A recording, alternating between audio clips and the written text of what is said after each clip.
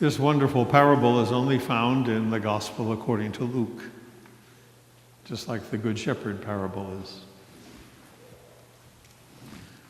I had a good friend in the East Coast who told me he was absolutely sure that as the priest was making his way from Jerusalem to Jericho, he was saying prayers out of his prayer book.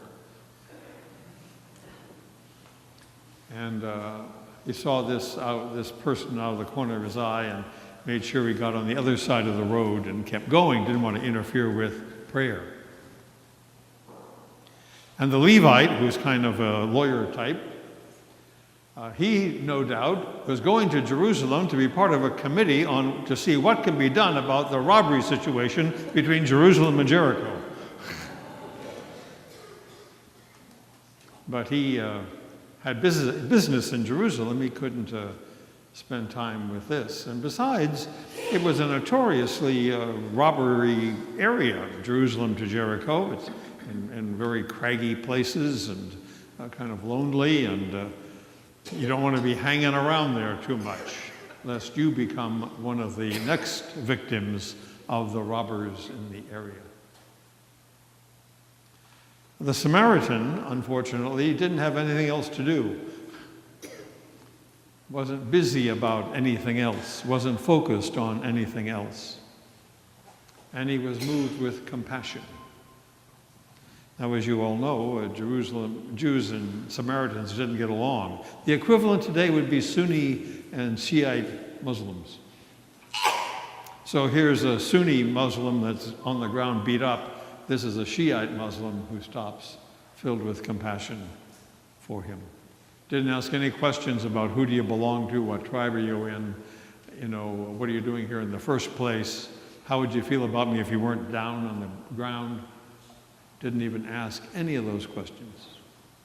Just took care of him because he had compassion for him. I want to tell you a historical story. About 1958, I was a seminarian, and I had a summer vacation time, and I spent most of my time when I was younger learning about things and exploring things and getting to know things and going places and finding out things I wouldn't otherwise have known about.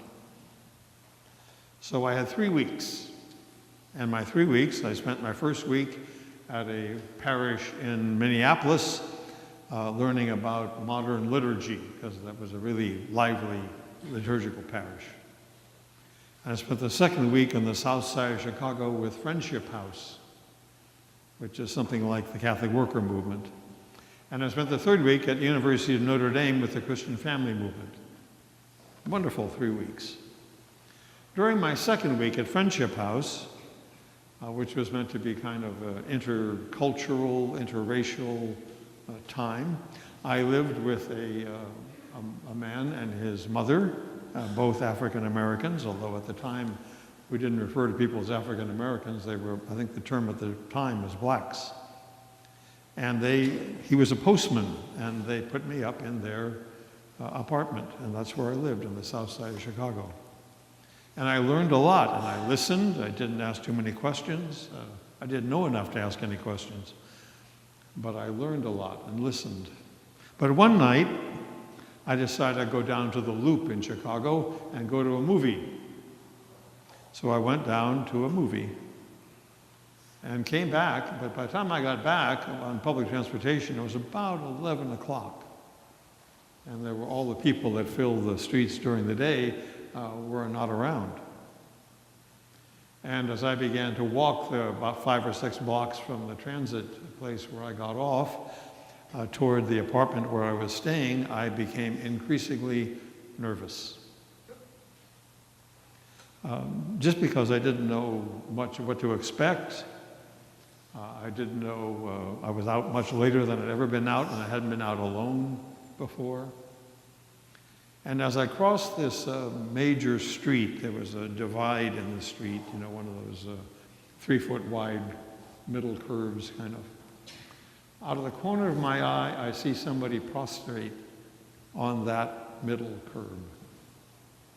That's all I saw, corner of my eye. But I was too frightened to stop, but I noticed. I'd gone about 2 blocks more, and I said, that's the parable of the Good Samaritan. In fact. Now that's, for me, that's 58 years ago. I remember it as if it happened yesterday. The word in this parable is do it. Not know it, not think about it, not have feelings about it. Do it. That's what Jesus said. Go and do it.